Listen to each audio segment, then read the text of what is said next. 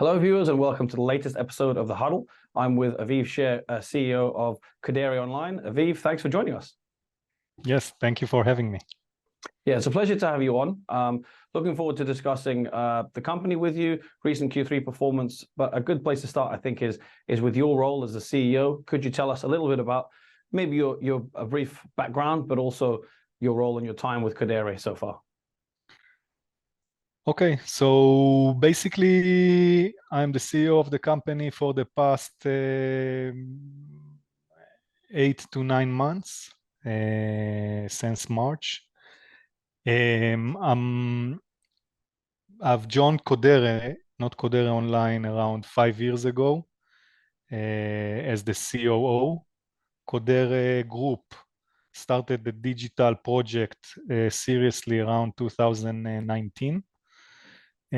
Built a digital team with a professional in that area, and among those professional was me and the current vice chairman Moshe Edrei. Together we built a team of experts in the digital marketing arena, and we started building for Codere a digital marketing department and starting to work on the digital brand and enhance our platform and the product. And we've done that for around maybe 3 years, passing the COVID crisis. And basically we got to a point where Codere Group ran out of money because the retail shops were closed. We were looking for financing options, and basically the best option that we found was through a de-SPAC in Nasdaq. And through this de-SPAC, basically we raised $100 million with a successful SPAC, one of the last through the SPAC era, if we can call it like that. Yeah. And a year, maybe a year and 3 months after the de-SPAC, Moshe stepped down as the CEO and moved to executive vice chairman, while I stepped up as a CEO of the company, and we've been running the company since then in that format.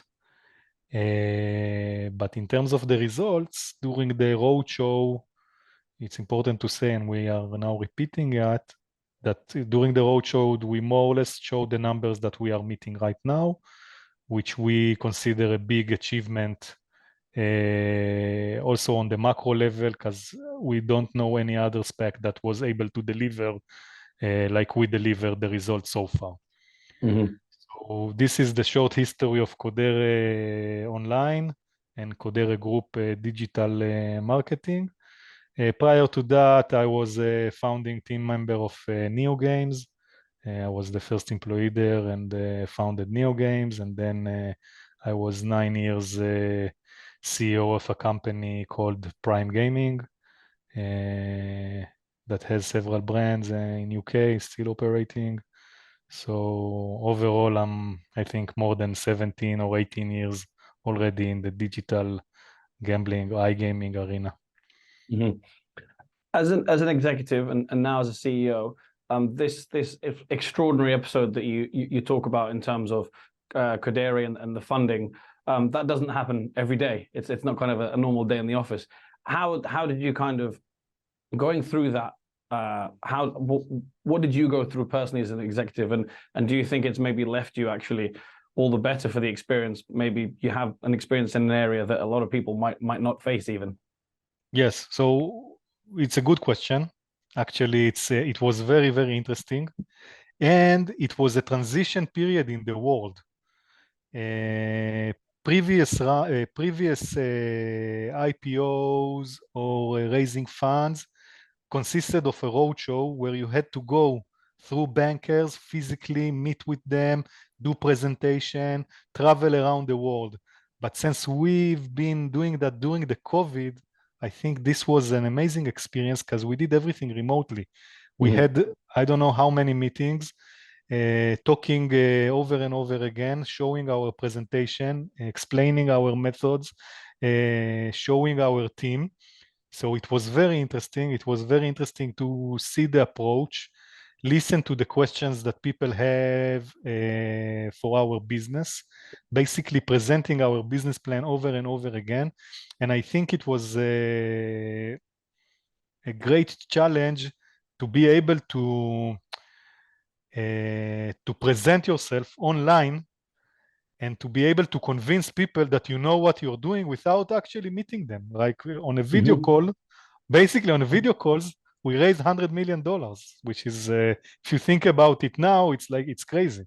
And it was a very nice experience, exhausting, because we were talking either early morning, late at night, US, Brazil, people from all around the world in this roadshow. And we were able to do it if it was from home or maybe from the office. So it was a crazy roadshow, and eventually it succeeded. And of course, great thanks to our bankers from Stifel that helped us through the process. And I think it was crazy times, and we learned a lot. We learned a lot on how to present properly, how to sell the company. And I think most important, I'm repeating myself maybe, but we were able to deliver upon what we said, which is also for me, it was extraordinary because we didn't give small promises, right? We gave high promises. I think we met them, and we are doing fine, which is also makes me very happy. Yeah, fascinating. I'm definitely going to ask you a little bit more about the company, and we'll reflect on your Q3 results recently as well. But I wanted to pick up on, you mentioned that sort of one of the last, or if not the last, of the SPAC era. And certainly SPACs were extremely popular for, I think, maybe 2 or 3 years. If let's say you're in the same situation now, hypothetically, I'm assuming you wouldn't be going by the SPAC route just because it's just not really the done thing now. How would you maybe deal with that situation if it was, let's say, today? I have to be honest here on a couple of things. First of all, we had other options on the table.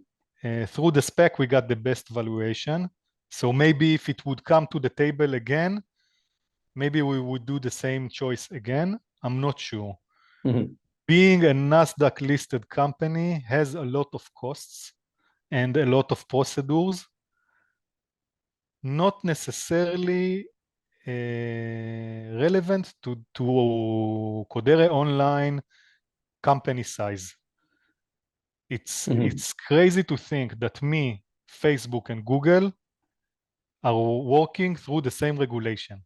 We need to hold the same, we need to report the same amount of reports, to do the same procedures on a company with 30 billion and a company of 150 million, which is a little bit crazy.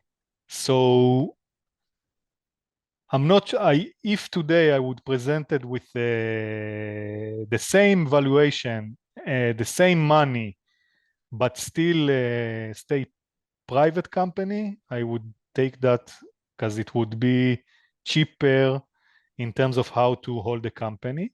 Of course, NASDAQ has a lot of advantages. Not all of them we are able to capitalize on, but one advantage is to be a B2C company in NASDAQ, catering customers and being transparent.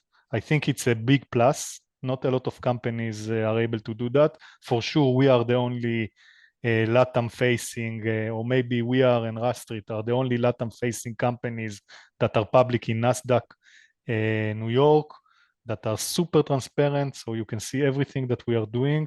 It gives an advantage to the client, I think, that he knows that he's playing with a reputable brand. We were supposed to be able to tap into more financing options, but unfortunately the macroeconomics are stronger, and right now there are not a lot of financing options like before. Raising debt is harder than before. So NASDAQ also changed during those last couple of years. Of course, we can see it in the news and everywhere. So to your question, I would rather have it private, but I think we have advantages as being a public company. Also for our customers, it's an advantage at this point of time. Yeah, interesting answer, and always appreciate it. We always love honest answers like that on the huddle. Let's talk about the Q3 results. A lot of positives in Spain and Mexico. Maybe you can give us an overview and talk through those markets in particular. Yes, so I think I'm starting again with what I've already commented a few times before. One of the strategic decisions that we've made throughout last year was to focus on our big markets where we see good ROI on our marketing investment. Those two markets are Spain and Mexico. Mm. In Spain, before the advertising ban, I think we were able to catch market share, and we are able to defend that market share or even grow it a little bit. This has many reasons. Among others is our sponsorship of Real Madrid, and of course our retail presence on the street, on the high street, so people keep seeing our brand in the streets as well. So it reinforces our brand and reinforce our visibility to the player. So in Spain, I think we are already operating with high budget in the last 4 years, and we are able to defend our market share there and to see good ROI on the investments. Plus, we believe that the advertising ban helps us a little bit to eliminate small competitors. So players churn is a little bit slower than before. So we see good results in Spain, so we continue to focus there. Of course, we are a Spanish company and we have the omni-channel approach that is still not 100% capitalized, so there is still room to grow over there. Mexico, of course, we are looking at our competitor there that is doing very well. We understood that there could not be a market where there is a monopoly. In the retail in Mexico, we were or we are still the leading market share brand over there. And we started the investments over there. At the beginning was a little bit tough, but now we are seeing a good return on the investments and we are starting to gain more market share, and we will continue to invest in Mexico because we believe in this market. It's a huge market, not a lot of competitors. It's not like in Spain that we have 10 competitors, strong competitors. In Mexico, we are maybe 5 to 6 major brands. In terms of investment, heavy investment at this point of time, there are only 3 brands that are heavily invested there. So we want to continue and catch as much market share as possible. And I think this decision basically brought us to where we are. And we are happy with the results. Of course, we are looking all the time on our, let's call it now a satellite investment, which is Panama, Argentina, and Colombia.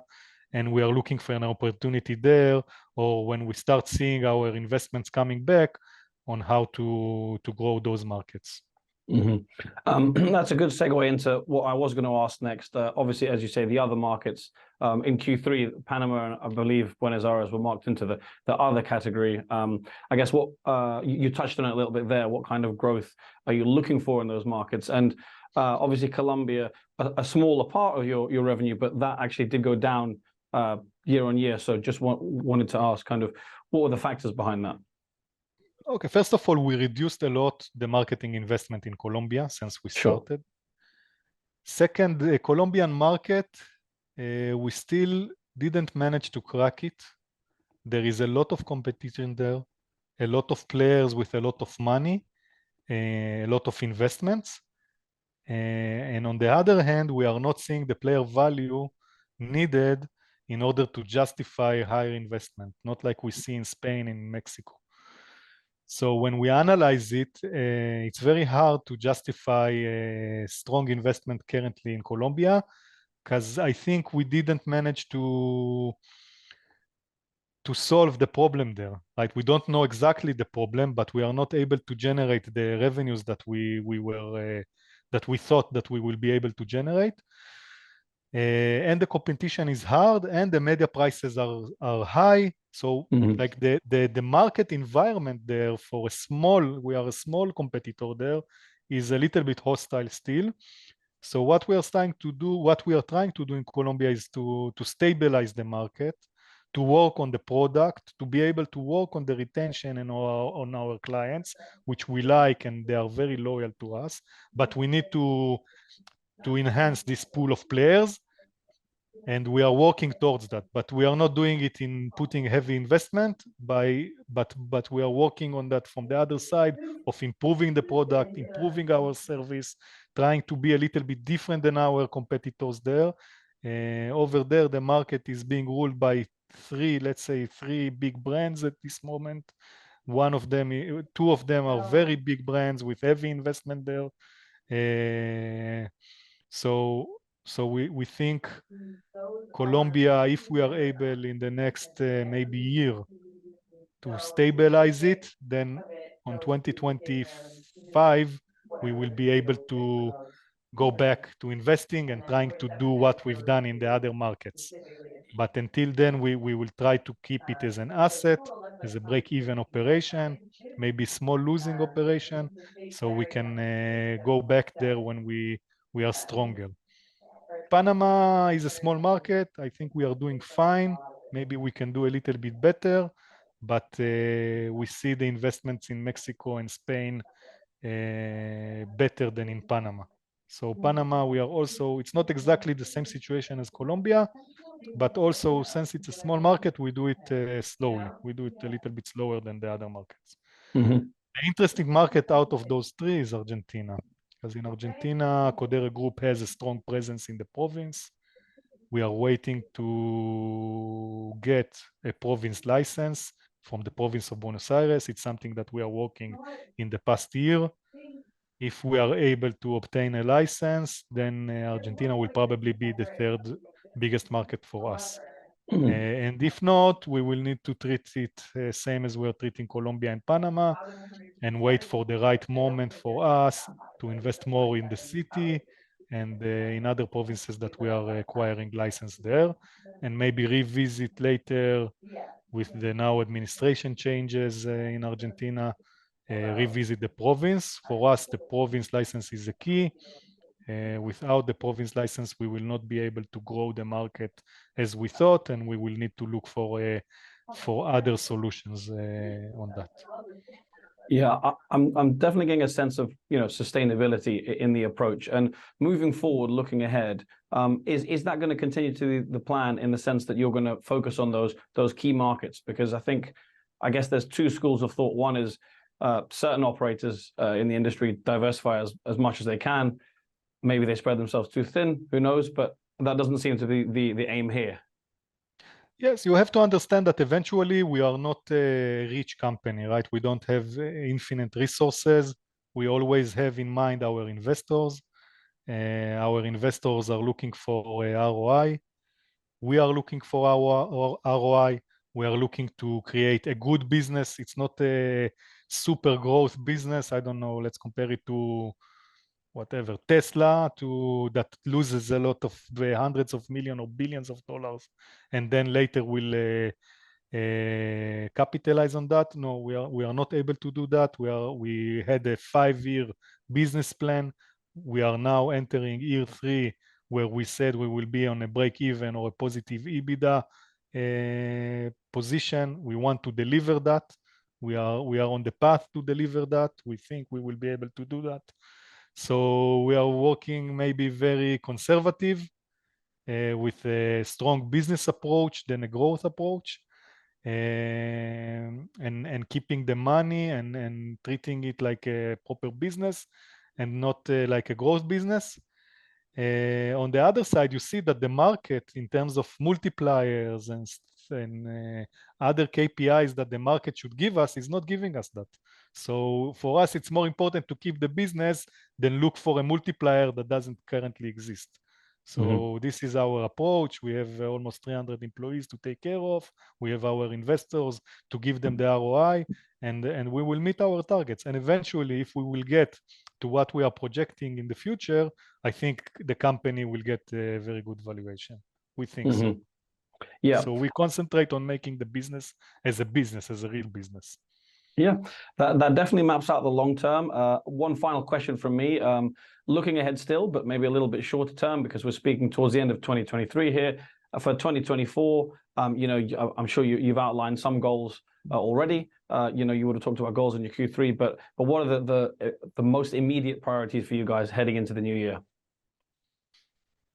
Well, I think more or less we are in the right direction to get an approved budget. That was top priority, so we can plan the year properly. And after that, we are laying all the things, all the objectives and KPIs for the next year.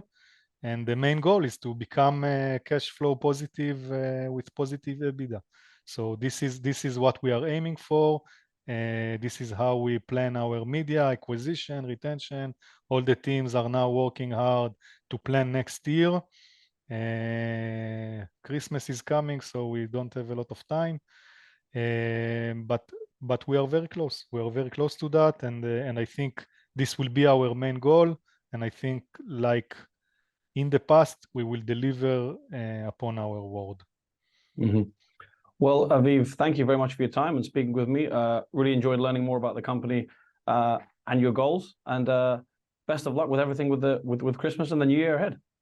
Thank you, team. Thank you very much. I hope you find it interesting, and let's talk again soon, maybe next quarter or next half. Absolutely. Sounds good. Thanks very much.